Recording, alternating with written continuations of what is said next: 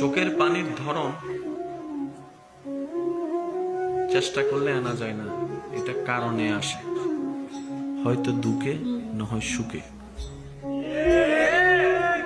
অতি দুঃখেও যেমন কান্না আসে, অতি খুশিতেও, কিন্তু দুইটার এক্সপ্রেশন এক নয়। আপনার চোখ থেকে এই পর্যন্ত যতগুলা পানি যত কারণে ঝরেছে,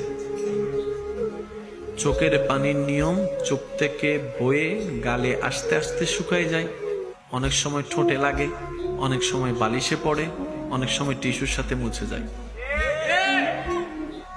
কিন্তু মনে রাখবেন, একটা কারণের চোখের পানি কখনো বিলীন হয় না। নবী রাহমাতুল লিল আলামিন বলছেন, যে বান্দা তার সারাটা জীবনে আল্লাহর ভয়ে, আল্লাহর প্রেমে, আল্লাহর জন্য নিজের গুনার অনুতপ্ততা স্বীকার করে আল্লাহ কেন্দ্রিক বিষয়ে এক ফোঁটা চোখের পানি ফেলতে পারবে, ওই একটা ফোঁটা পানি জগৎ দেখবে চোখ থেকে বয়ে গালের মধ্যে বিলীন হয়েছে। নবী বলে যে না, বিলীন হয় নাই।